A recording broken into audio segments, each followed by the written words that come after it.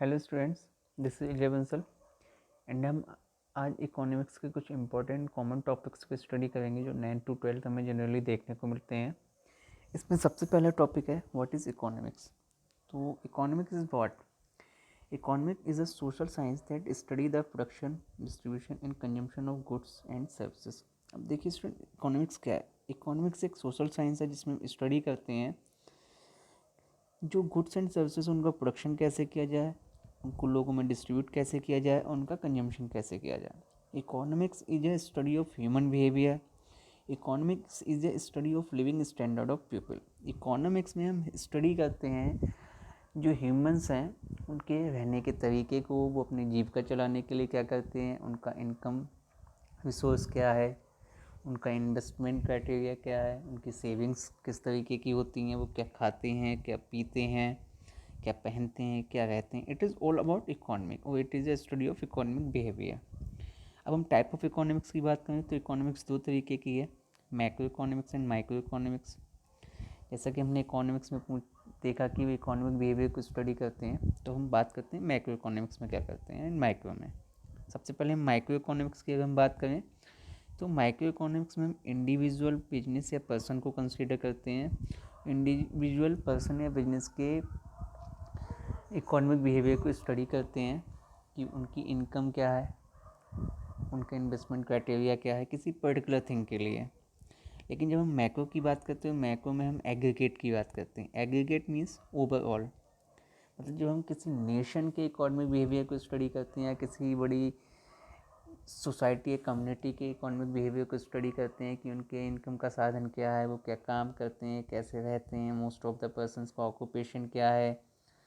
अगर national level पे हम बात करें तो बजट, जीडीपी, एनपी और इनकम रेट्स, टैक्स रेट, इन सब चीज़ों की अगर हम नेशनल लेवल पे बात करते हैं तो ये हम बात कर सकते हैं मैक्रो लेवल पे, वो मैक्रो इकोनॉमिक्स। तो मैक्रो इकोनॉमिक्स मतलब कि एग्रीगेट एंड माइक्रो इकोनॉमिक्स मतलब individual.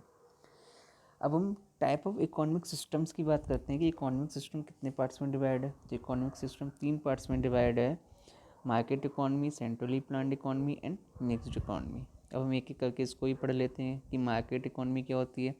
Market economy producer oriented economy होती है। इसमें पूरा का पूरा कंट्रोल प्रोड्यूसर का होता है। Production, consumption and distribution of goods and services से रिलेटेड सभी डिसीजन प्रोड्यूसर लेता है और इसमें प्रोड्यूसर के प्रॉफिट पे फोकस किया जाता है। वहीं अगर हम सेंट्रली प्लान्ड इकोनॉमी की बात करें तो सेंट्रली प्लान इकोनॉमी में प्रोड्यूसर का कोई कंट्रोल नहीं होता है, इस पर पूरा कंट्रोल गवर्नमेंट का होता है। और सेंट्रली प्लान्ड इकोनॉमी जो होती है सोशल वेलफेयर को ध्यान में रख के बनाई जाती है। इसमें सोसाइटी के वेलफेयर की बात की जाती है। It means production, distribution and consumption से रिलेटेड डिसीजन गवर्नमेंट लेती है, इसलिए हम इसे कमांड इकोनॉमी के नाम से भी जानते हैं। और सोसाइटी के वेलफेयर की बात की जाती है। बट यहीं अगर हम थर्ड इकोनॉमिक सिस्टम की बात करें that is mixed economic system, तो मिक्स्ड इकोनॉमिक सिस्टम कंबाइंड होता है। इसमें producer orientation and social orientation दोनों की बात की जाती है। मतलब इसमें जो डिसीजंस लिए जाते हैं प्रोड्यूसर्स, गवर्नमेंट दोनों के सहमति से लिए जाते हैं, दोनों के वेलफेयर्स की बात की जाती हैं। अब हम आगे बढ़ते हैं। आगे बढ़ने के बाद एक नेक्स्ट इम्पॉर्टेंट टॉपिक आता है आपके सामने, that is what are the factor of production. तो अगर हम फैक्टर ऑफ प्रोडक्शन की बात करें तो सबसे पहले हम फैक्टर ऑफ प्रोडक्शन की डेफिनेशन को समझते हैं कि what is the meaning of factor of production. तो factor of production are inputs available to supply goods and services in an economy. Factor of productions क्या होते हैं? फैक्टर ऑफ प्रोडक्शंस वो एलिमेंट्स होते हैं, वो इनपुट्स होते हैं जिनका यूज हम गुड्स एंड सर्विसेज को इकोनॉमी में या मार्केट में सप्लाई करने में करते हैं।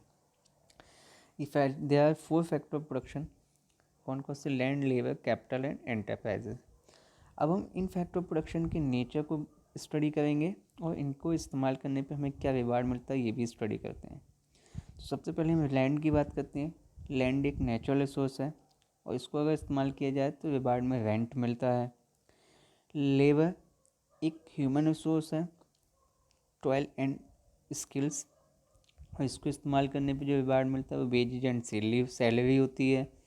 थर्ड जो रिसोर्स है वो कैपिटल है।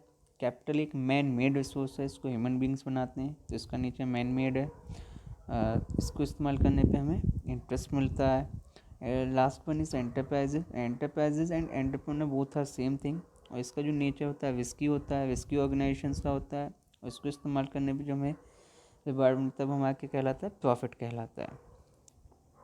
Now we will study the last topic of this class, और that is what are the basic needs of humans. हमारी एज ए ह्यूमंस क्या बेसिक नीड्स हैं। तो अगर हम बेसिक नीड्स को ट्रेडिशनल डेफिनेशन में स्टडी करें तो ट्रेडिशनल डेफिनेशन में फूड, शेल्टर, क्लॉथिंग, वाटर, रोटी, कपड़ा और मकान, साथ ही साथ पानी, ये कुछ बेसिक नीड्स थी। बट आज के टाइम में, मॉडर्न टाइम में, ये जो बेसिक नीड्स हैं ह्यूमन बींग्स की, जिसके लिए इंसान वर्क करता है, वो थोड़ी चेंज हो चुकी हैं। उसमें अब फूड, वाटर, क्लॉथिंग के साथ साथ shelter, sanitization, sanitation, education and health care को भी इंक्लूड किया गया है। सैनिटेशन मतलब स्वच्छता, एजुकेशन मतलब शिक्षा, एंड हेल्थ केयर मतलब चिकित्सा को भी बेसिक नीड्स में इंक्लूड किया गया है। मतलब आज की अगर मॉडर्न डेफिनेशन की बात करें एंड बेसिक नीड्स को स्टडी करें तो बेसिक नीड्स में food, shelter, clothing, water, sanitation, education and health care, इन सब चीज़ों को बेसिक नीड्स में इंक्लूड किया। इन सब चीज़ों के लिए ह्यूमन बींग्स क्या करते हैं, वर्क करते हैं। So students, this is all about some important and common topics of economics. Thank you.